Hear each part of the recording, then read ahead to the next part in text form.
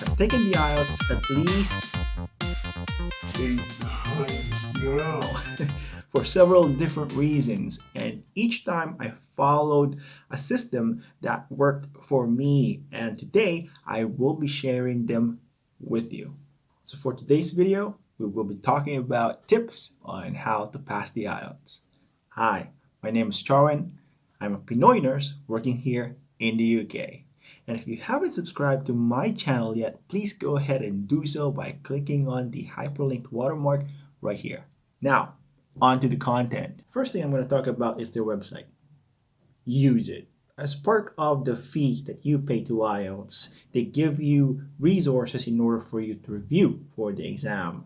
And in their website, they actually have sample questions which they used on previous exams.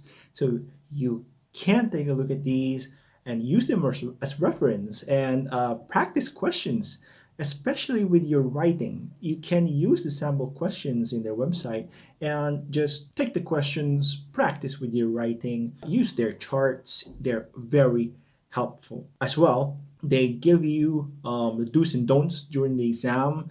It talks about the exam in detail, about the things that you can and cannot do, what's considered cheating, if you need to use the restroom, when you cannot go, if they will be providing you with writing materials. It's a very helpful tool. So next thing is that you need to practice. Practice makes perfect. Put your time into it. Allot a certain amount of time during the day for you to practice. Go get the mirror. Speak in front of it. Talk to it. Ask yourself random questions throughout the day. While you're waiting in EDSA, ask yourself questions, random questions, things you see in the streets. Just close your eyes and talk to yourself. This helps a lot in order for you to practice your speaking. Ingat ka lang. Baka snatcher pala yung katabi mo. Kasi that's what I do when I take the IELTS. I practice. I use the mirror, or if I don't have one, I close my eyes, just speak, just talk to myself, ask myself random questions. In addition, you need to be aware of your fillers. Like me. My fillers are, okay, alright. I am very aware of them, mind you.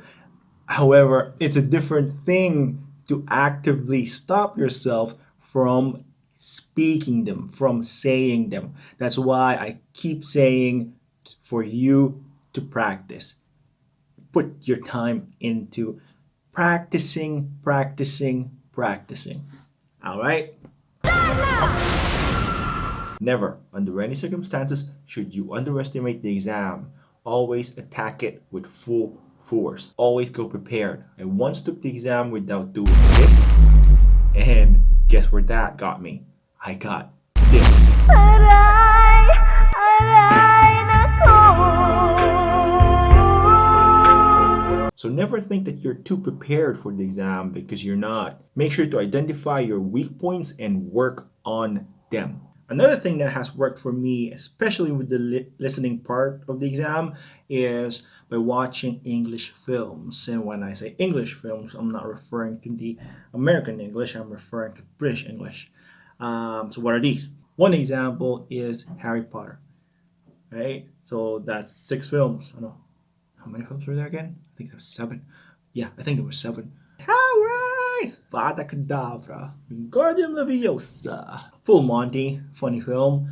Clockwork Orange. A bit heavy. Trainspotting. Braveheart. Cool. Movie's great. Last 2 chick flicks.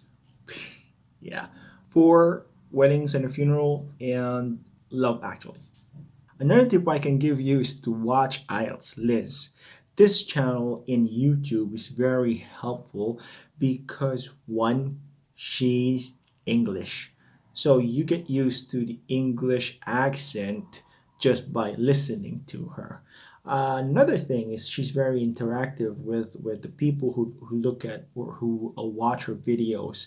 Put a comment there. Let her know what's your weak point and she can help you out. She's a very good teacher. She explains things in a very simplistic manner, in a manner which you can understand. So make sure to go and visit her website as well because she does have a lot of sample questions for writing.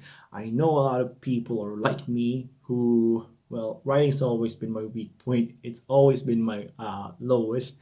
So I make sure I go to her channel, her website every time before I take the IELTS and just take random questions there and practice with my writing. Now, if it's your first time taking the exam and you know that you are struggling a bit with the English language, I would suggest that you go for a review center. They just help boost your confidence a bit, especially with the speaking and writing. They give you advice on how to tackle questions and just the input from another person alone and having someone else check your work is really helpful. Okay, so the last thing I'm going to talk about is Filipinoism or Philippinism. People call it differently. It's really hard to describe what it is, so I'm going to give you examples instead.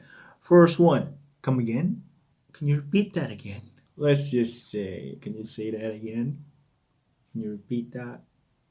Don't put it again. He was salvaged at the bridge over there. Instead of he was salvaged, say he was assassinated. It's traffic today. I'm in EDSA. Oh my gosh, it's so traffic today. It's traffic today. And we can say traffic's really bad already. Like, I talked to her already. I did that already. I went there already. Mga tipong ganun. Oh, what else? Like currently, I live in Lawag City right now. Currently, I live in Lawag City. Don't put right now. We like to be polite, right? So we say, kindly put that there, please. No need for the please. So that's all we have for this video. I sincerely hope these tips work for you as much as they work for me. And if you are someone who's about to take the exam, good luck to you. If you think this was helpful, please go ahead and click like and subscribe.